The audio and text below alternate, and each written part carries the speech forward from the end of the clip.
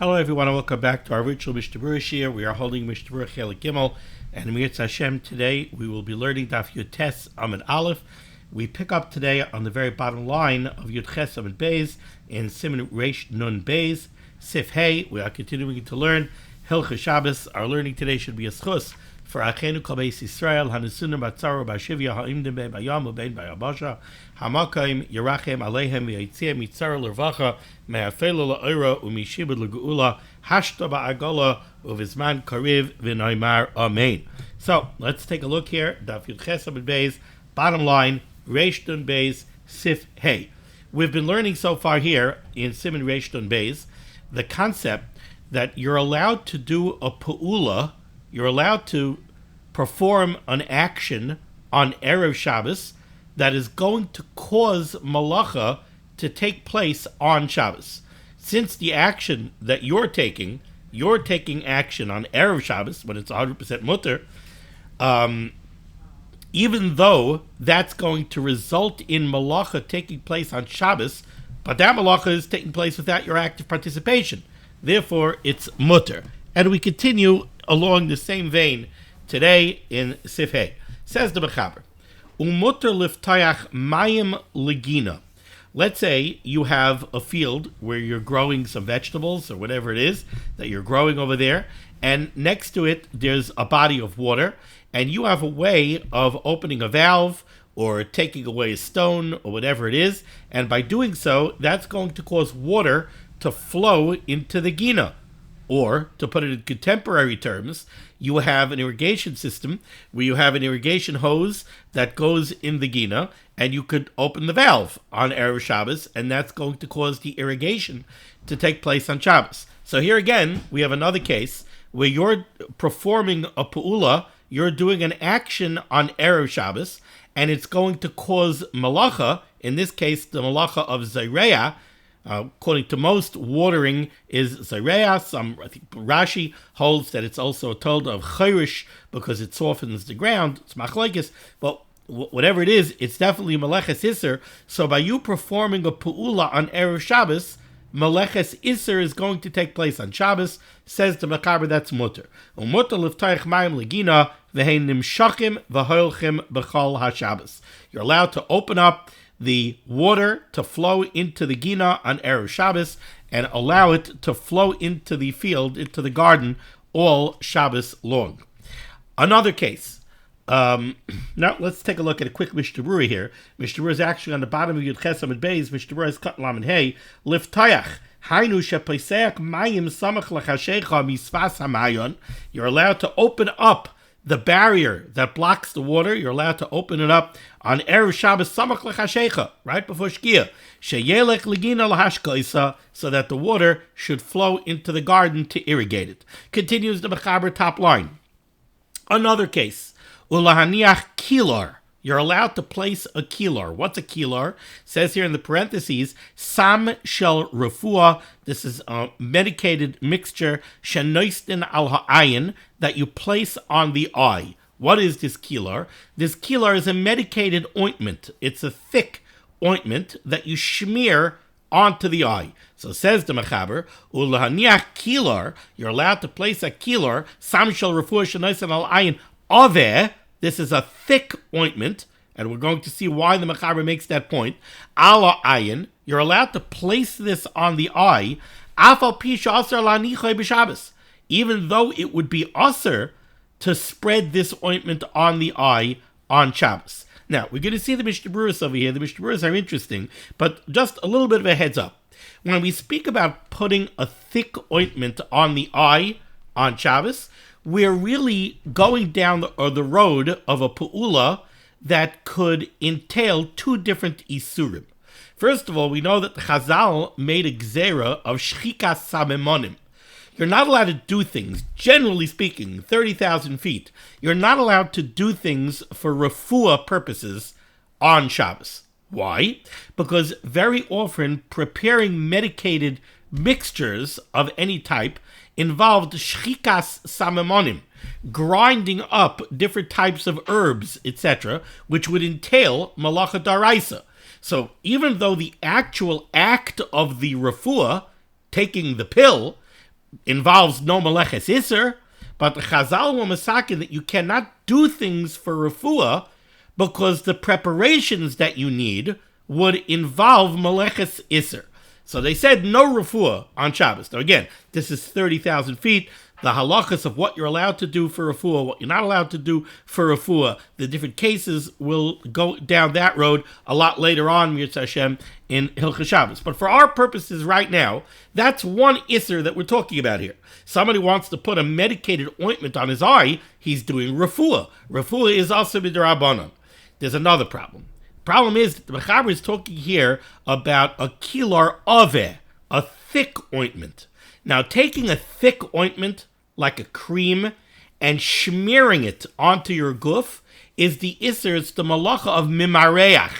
You're smoothing out a thick substance. That's another malacha that we have here. If you're taking a thick ointment and spreading it on the eye, that's also the malacha of mimareach. So here are the two isurim that we're dealing with. We're dealing with an isser d'Rabbanan, refuah, gzeira, mishum shchikas samemonim, and we're dealing with the possibility of a daraisa of mimareach. For our purposes, the Mechaber is telling you, you're allowed to take this thick ointment and you're allowed to put it on the eye on Erev Shabbos, and continues the Mechaber, af al pi she'aser lanichai b'Shabbos. Even though to do so on Shabbos would be aser, refuah, and mimareach. So again, here we have a case where you're doing a pu'ula on Erev Shabbos. It's Erev Shabbos, 100% mutter, but it's a pu'ula that would be aser on Shabbos. On Shabbos, you wouldn't be allowed to do this. And the pu'ula that you're doing on Erev Shabbos is going to cause malacha to be taking place on Shabbos. What's the malacha that's going to be taking place on Shabbos? Well, the refuah is going to continue, and also the mimareach might continue as well. Every time you blink, you might be doing mimareach, you're smearing the ointment. Now, let's take a look here at the Mishnah Berurah. The Mishnah Berurah says in Ois Katan Lamed Vav, Ulehaniach. The Mechaber is telling you you're allowed to put this ointment on the eye. Hainu, av shenishar munach b'Shabbos, even though the ointment is going to remain on the eye on Shabbos, val yedei zeh misrape v'hoilech. So refuah, which is also on Shabbos, is going to be taking place on Shabbos because of your pu'ula on Erev Shabbos. So again, this is an example of the same concept that we're seeing over and over again.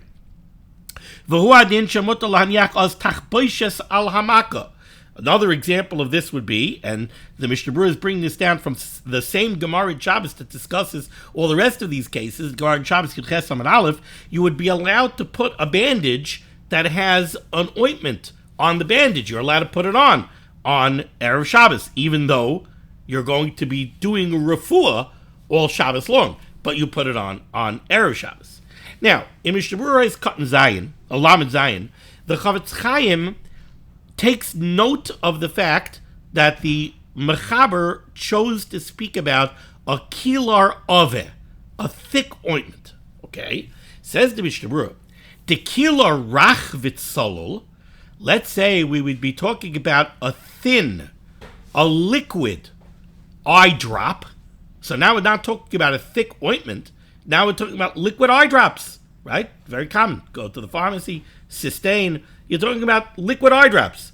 So says the Mishnah Berurah, the kila rach v'tzolol, if it's an eye drop, af b'Shabbos gufa mutter lahanichai, you're allowed to put eye drops in your eyes on Shabbos, kishahaya sharoi miba'id yoim, as long as the preparation was prepared before Shabbos. If you have a bottle of eye drops that was prepared before Shabbos, you're allowed to use those eye drops on Shabbos. So what's the Mishnah Berurah telling me here? The Mishnah Berurah is telling me the Mechaber came to tell you a chiddush. The Mechaber came to tell you a thick ointment you're not allowed to put on your eye on Shabbos. Refuah and also mimareach. It's thick. You're smearing. It's the Yisr of mimareach. Not allowed to do that on Shabbos. But you are allowed to do it on Erev Shabbos, samach l'chashecha. Why? Because it's okay. It's Erev Shabbos. You can do whatever you want. The fact that the malacha is going to take place on Shabbos You're not responsible for that. The malacha is happening without your active participation. That's the chiddush that the Mechaber wanted to tell you. Says the Mishnah Berurah, that's why he had to discuss a thick ointment. Because if it would be drops, liquid drops you're allowed to put in your eye even on Shabbos. Now the question is, why are you allowed to put liquid drops in your eye on Shabbos? Why isn't there a gzeira of shchikas samamonim? Mimareach, there certainly isn't. You're talking about liquid. There's no mimareach on liquid. But how about the Isser of Refuah? How about the Gzera D'Rabbanan against Shchikas Otu Shchikas Samamonim? So if you take a look in Siman Shin Chav Ches, the answer to this is that, if you note, the Chavetz Chaim says, you're allowed to put the liquid drops in your eye Kishahaya Sharoi Miba'od Yom, if the preparation was already prepared before Shabbos. And that's the linchpin of the heter over here. The reason why it's mutter to put liquid eye drops in your eyes on Shabbos is because, first of all, what you're doing doesn't really look like the application of medicine. Why is that? Well, think about it. You're allowed to wash your eye on Shabbos. If you feel like you have something in your eye on Shabbos, you could go to the sink and you could take water and you could splash water in your eye. If you have an eye wash bottle, one of those bottles that have like a spray and a cup that's shaped like your eye, and you squeeze it and you shoot water into your eye, you could do that on Shabbos. If you have a regular bottle, like an eye drop bottle, and you put water in it and you spray it into your eye, you're washing your eye. You're allowed to wash your eye on Shabbos. When you use liquid eye drops, it has the appearance of washing your eye. So it does not look like refuah. Okay, now why does that help? The bottom line is, you know that you're doing refuah. Even if it doesn't look to others like refuah, you know that you're doing refuah. The answer to that is, let's remember, the whole Issa D'Rabbanan against doing refuah on Shabbos is a Gzeira D'Rabbanan Otu Shchikas Samamonim. We're afraid if we're going to allow you to use medicine on Shabbos, you might come to make medicine on Shabbos. You might come to grind up samamonim, to grind up herbs and make medicine on Shabbos.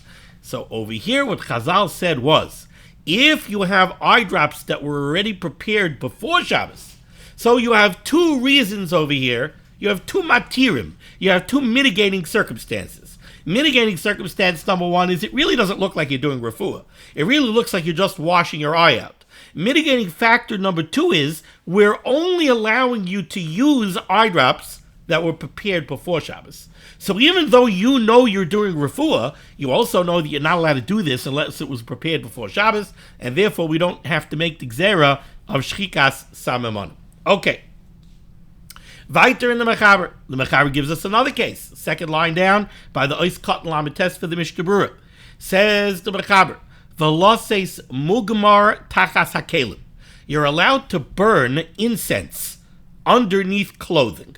Now this is very interesting, but what the practice back in the day was, when somebody made clothing, when you go to buy a suit, when you go to buy a nice article of clothing, you certainly are not interested in buying something if it smells bad. You don't want to buy clothing that smells bad. Now let's remember also clothing, right? We're very used to industrialized production, right? Back in the day, they made a wool garment. Where did the wool come from? The wool came from a sheep, right? Have you ever been around a sheep pen? Right? Animal pens don't smell very pleasant. So certainly where the wool originally came from didn't smell very pleasant. Now yes, they took it, they combed it, they probably washed it, maybe they dyed it, but it's very possible that by the end, this is an animal product, right? You want to make sure that the final garment, not only it doesn't have a bad odor, but you would like it to have a pleasant odor. Linen, let me tell you something. The Gemara talks about when you soak linen, when you soak flax to make linen, that soaking pool smells terrible. So again, you're making clothing out of linen, you want to make sure that your final product has a pleasant smell. So one of the final steps in the production of clothing was to take the clothing and hang it up and put it in a smokehouse. They would burn incense, and they would allow the smell of the incense to become imbued into the garment and infuse the garment with a very nice smell. Now, this is a malacha. What malacha is it? You're being moilid a pleasant odor into the garment, which the Gemara comes out is an Isser of Noilad. You're being moiled, you're creating something new. You're infusing a pleasant odor into the garment that was not there before. This is a malacha. Okay, because this is a malacha, says the Mechaber, this is another great example of the concept that we've been illustrating over and over again. You could put the burning incense underneath the clothing on Erev Shabbos, Vehem misgamrim me'aleim kol Shabbos, and the smoke will go into the kelim and infuse the kelim, perfume the kelim with a pleasant odor all Shabbos. Now the Mechaber says another interesting chiddush. Va'afilu, not such a chiddush, but va'afilu mugmar munach bekeli, and the Mechaber makes sure that we understand you're allowed to do this even if the burning incense is in some kind of a keli. The name of such a keli, there's a particular keli. Oh, the type of keli that you use to hold burning incense. Wow, it just popped out of my mind. I can't, it's not coming into my head right now. The name of the keli. Okay, it's not worth the time of Bittul Torah to sit here and try to remember what it's called. Even if the incense is in a keli, you're still allowed to do this. Why is this a chiddush? Says the Mechaber, why? De'ein adam mitzvah al shvisas kelim. Because remember what we learned. You're not mitzvah al shvisas kelim. You're mitzvah on shvisas behema. You're not allowed to have your animals perform malacha on Shabbos. But you can have malacha being done by your kelim, by your instruments. So you have a keli that's holding burning incense, that's fine.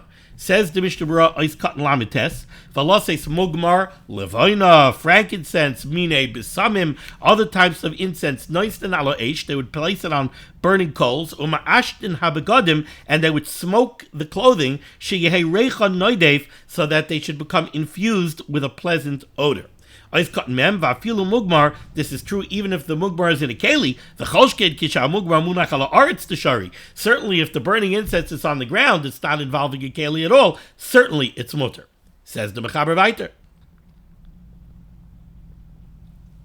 Third line down.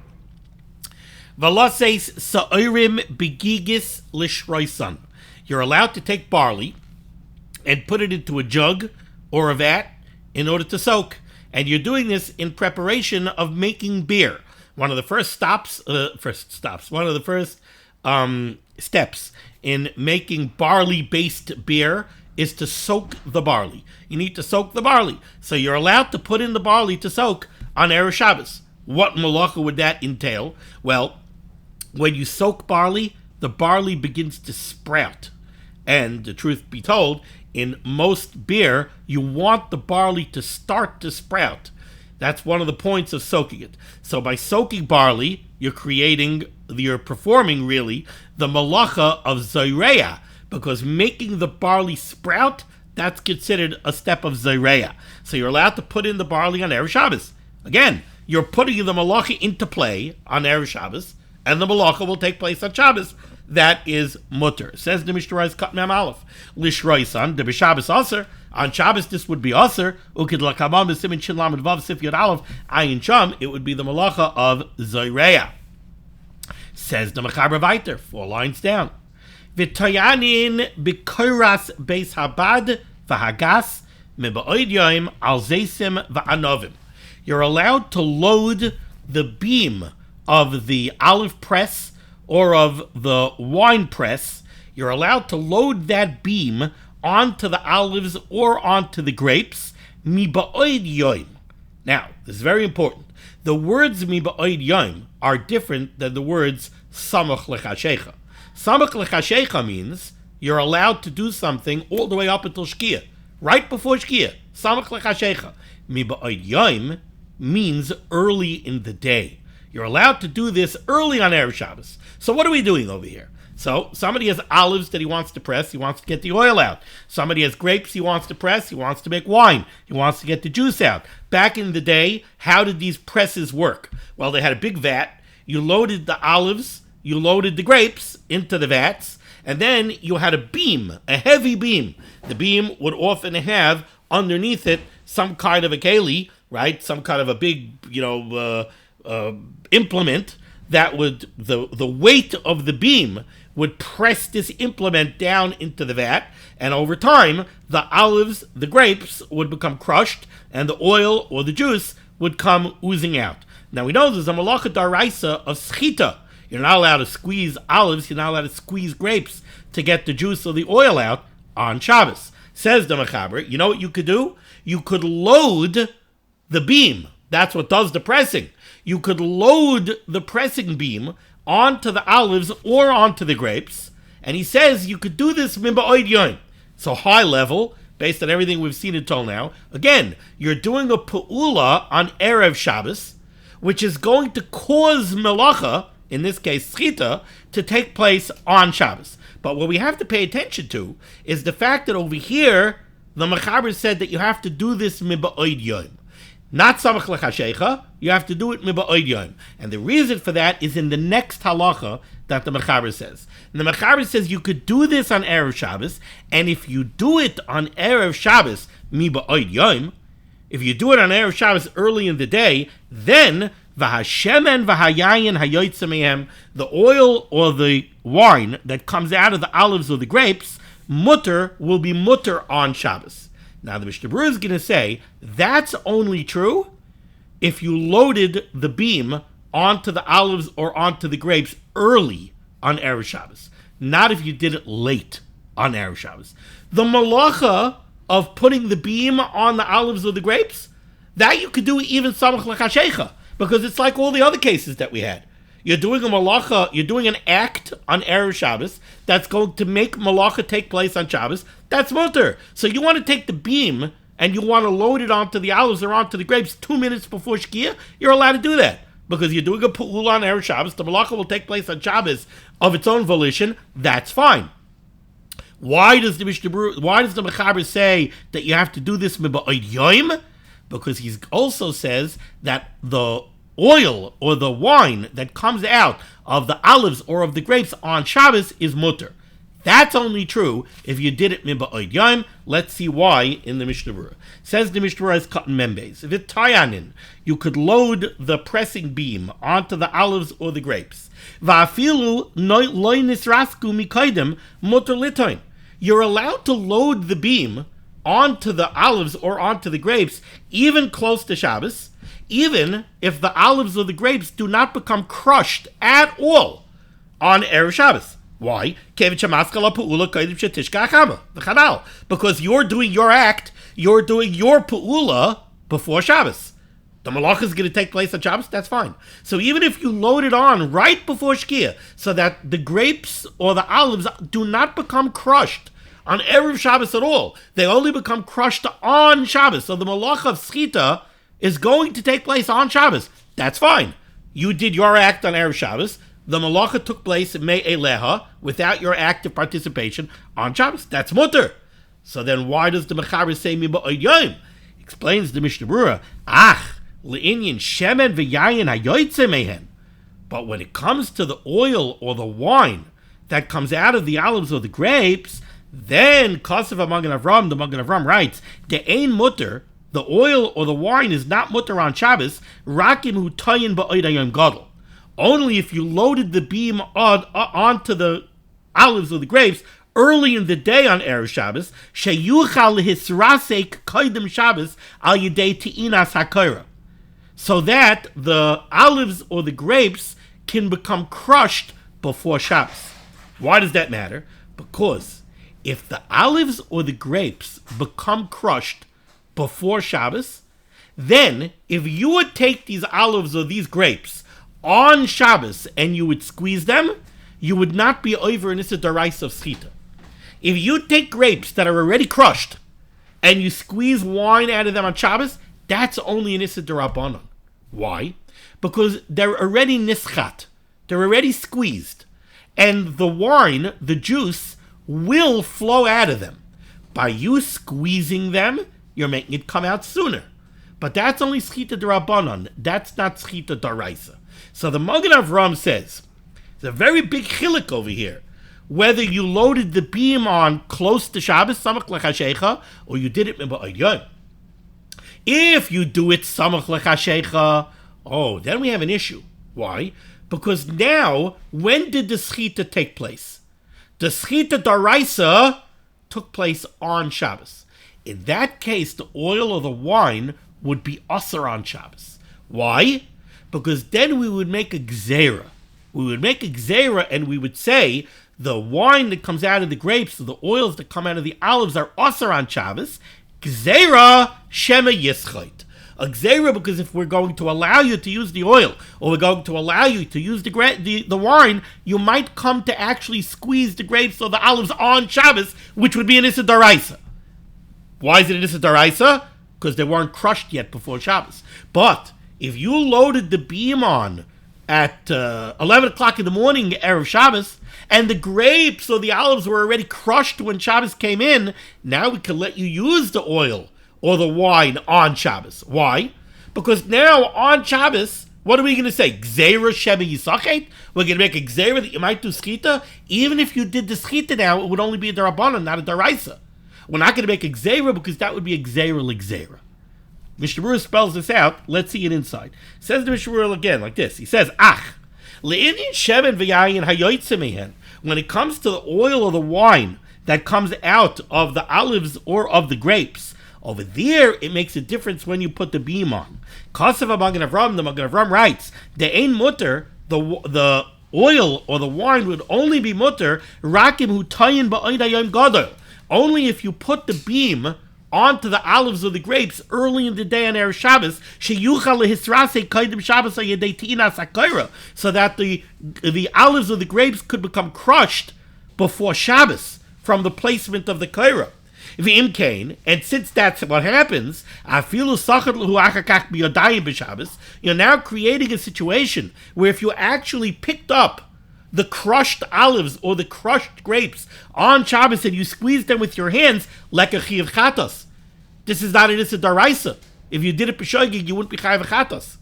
And therefore, hamashkena yoytze yehen mutter. That's why the liquid that comes out of the olives or the grapes is mutter on Shabbos. De'ein makom ligzar mishum schita, because we wouldn't make a gzeira mishum schita, because such a gzeira would be a gzeira ligzera. We would be making a gzeira to protect against schita derabanan. Avolim yitain samach l'shkia mamish. But if you load the beam onto the olives or the grapes mamish before shkia, the lo yisrasku kainam Shabbos hayidei hakayros, so that the fruits do not become crushed before Shabbos, then asar hamashkena yoytze mihen gzeira shema yischait. Now the oil or the wine is going to have to be asar on Shabbos, gzeira shema yischait, because now you have olives or grapes that were not crushed before Shabbos.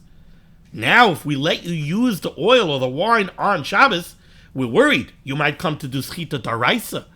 Then we make a gzeira. Now let's see Mishnah Berurah's cotton mem gimel, where the Mishnah Berurah is really going to kind of repeat this. The Mechaber said, "V'Hashem and v'Hayayin hayoytze." The Mechaber said you could put the beam onto the olives or onto the grapes early on Erev Shabbos, and you don't have to worry about the schita that's going to take place of its own volition on Shabbos, and the oil and the wine is mutter on Shabbos. Says the Mishnah Berurah, "V'Hashem and v'Hayayin hayoytze." Pirish. The explanation of this is af masha yoytze b'Shabbos. Even the liquids that ooze out from the olives and the grapes on Shabbos are mutter on Shabbos. V'loy gazvina shema yischait. And we don't have to make a gzeira shema yisachet.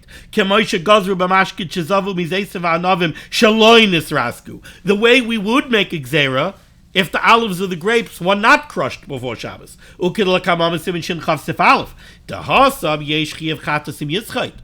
If the olives or the grapes were not crushed before Shabbos, it would be an issa daraisa to squeeze them on Shabbos. It would be a chiyav chatos, and that's why we would have to make a gzeira. That's why even the liquids that ooze out on their own without you squeezing them on Shabbos, we don't let you use them on Shabbos. Gzeira shema yischait, because we have to make a gzeira atu an issa daraisa. Aval hacha, but in our case, the way the Mechaber gives it to us, where the fruits are going to become crushed before Shabbos, because you put the beam on yom, aval hacha shekvar nidrisu al yedei ti'ina, where they're already pressed from the loading up of the beam early on Erev Shabbos, ubalav hachizav me'atzmai. So even without you squeezing them b'yadayim, the liquids are going to come out. Ela sheyoytze tfei al yedei aschita b'yadayim. All you're doing, should you squeeze them, is making the liquids come out earlier. Bazeh ein iser element rabbanon. That would only be skita d'Rabbanan. Al kain bezav meyatzva mishabes shari legamri. And that's why the Mechaber says the liquids that come out by themselves on Shabbos are mutter on Shabbos. V'zeh tamu gam kain b'baiser umalilois shariskan. The same rationale is going to go on the Mechaber's next case, which is going to be talking about unripened grapes and unripened grain that you take liquid out of. V'ayin b'biur halacha. But the Mishnah Berurah says, take a look at the biur halacha, that lamaisa, the ein lahatir, we should not be matir using the oil or the wine that oozes out on Shabbos. Kiyim b'shedachon gamkein kaid b'Shabbos. There are different levels of the fruit being crushed. Riskan is a light crushing. Dachon is dachu b'medoicha. That's pounding with a mortar. So nitchan is b'shedachon is where they're pounded, where they're more crushed. So the Mishnah Berurah says, take a look at the biur halacha where I say that lamaisa, if you want to use the oil or the wine that oozes out on Shabbos, you should make sure that not only were the olives or the grapes riskan, they weren't only lightly crushed before Shabbos, they were dachon, they were already pounded. The dicha hu yaisem risuk, dicha is a higher level of crushing than risuk. So again, just to sum this up, since this was a bit complex, the Mechaber tells us a halacha, which is very much in line with all the halachas that we've seen so far. The Mechaber said, you have an olive press, you have a wine press, you could load up the olives, the wine, into the press before Shabbos, and you could take the crushing beam, and you could load the crushing beam onto the olives, onto the grapes. You could do that on Erev Shabbos. What's the Chiddush? The Chiddush is you're doing a Pu'ula on Erev Shabbos that's going to cause the Malacha of Schita to take place on Shabbos. Okay, that's very much in line with everything that we've learned so far. The Mechaber added in another Chiddush. The Mechaber added in that if you do this Miba'od Yom, really it's mutter to do this even Samach L'Chashecha. You could do this 2 minutes before Shkia. But if you do it Miba'od Yom, if you do it early in the day on Erev Shabbos, so that the olives and the grapes will become crushed before Shabbos, now you have an added benefit. What's the added benefit?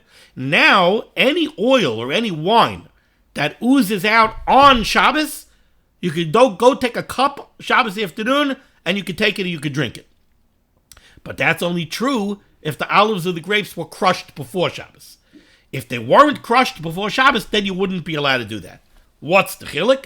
The Mishnah Berurah explained to us very clearly. The chilik is, if the fruits were crushed before Shabbos, then you could use the liquids on Shabbos because there's no room to make a gzera, shema yischait, that you might come to squeeze them on Shabbos. Because let's say you do squeeze them on Shabbos. If you squeeze them on Shabbos, it's only schita d'Rabbanan. Now, obviously, you're not allowed to do schita d'Rabbanan, but we're not going to make a gzera to protect against schita d'Rabbanan, because that would be gzera l'gzera. We don't make gzera l'gzera. But if they weren't crushed before Shabbos, then squeezing them on Shabbos would be schita d'Oraisa. So we would make a gzera, and we would say, you can't use the liquids that come out by themselves on Shabbos. Gzera sheba yischait is a gzera you might come to do schita d'Oraisa. Okay, now let's go to the Mechaber's next case, 3 lines off the bottom, middle of the line. Right by the ois cotton mem dalid for the Mishnah Berurah. Says the Mechaber, V'chein, similarly, boiser, unripened grapes, umalilois, or ears of grain that are unripened, sheriskan miba'od yom, that you crush early in the day. This, again, is to get the juice out. There's a very tart juice that comes out of unripened grapes. They used it kind of like a vinegar. They used it as a dip. So too from grain, different types of grain. Apparently, when it's not fully ripened yet, you could get it to exude. You could squeeze out some kind of a liquid that was also used for a dip. So again, if the boiser and the malilois were crushed early in the day on Erev Shabbos, mutar mamash kibayotze mehem. If liquid oozes out of them on Shabbos, the liquid would be mutar for the same exact reason that we just said about the grapes and the olives. Says the Mishnah Berurah is cotton mem Mem Daled v'chein boiser. What's boiser? Anavim, grapes betchilasan when they're immature. Kishehin dakim when they're small. Moitzi behen mashke. You could squeeze out of them a liquid. Letabel by basar to dip meat into. It's a condiment. Levishu chazak. It's very strong. It's very tart. V'karoiv lahachmitz. It becomes vinegar very, very easily. So it's a very tart liquid. Ice cut memhei umalilois. What are malilois? Shibalin, ears of grain shloibashlu kal tzarchan that did not ripen yet. Maraskan, they would crush them. V'tayanon ba'avonim, and they would press them with stones. Umashkez of mehen, and a liquid comes out of them. Umetabelbay, and again they would use it as a dip. Another case, says the Mechaber Vayter, 2 lines off the bottom. Mutter, and here we're going to get into a very interesting topic that's going to continue into tomorrow's share, and we'll deal with it, Mir Hashem, in that share in a greater detail. Mutter lases chitim l'soich rechayim shalmayim samach lechashecho. You could place wheat or any other grain that you want to grind into a water mill right before Shkia. So you have a water mill, right? Creek, stream, water, turning a water wheel. The water wheel turns the stones of the mill. There's a hopper where you put the wheat in the hopper. The wheat goes into the mill by the millstones, and it gets crushed into flour. You could load the wheat into the mill on Erev Shabbos, Samach L'Chashecha, right before Shkia. You're doing a pu'ula on Erev Shabbos. The malacha of Teichen, the malacha of grinding, is going to take place on Shabbos. So you're putting the malacha of Teichen into play, but you're doing it on Erev Shabbos. It happens me'aleha. It happens without your active participation on Shabbos. Another illustration of the same thing that we've seen so far. Says the Mishnah Berurah cut memvav. Laseis chitim.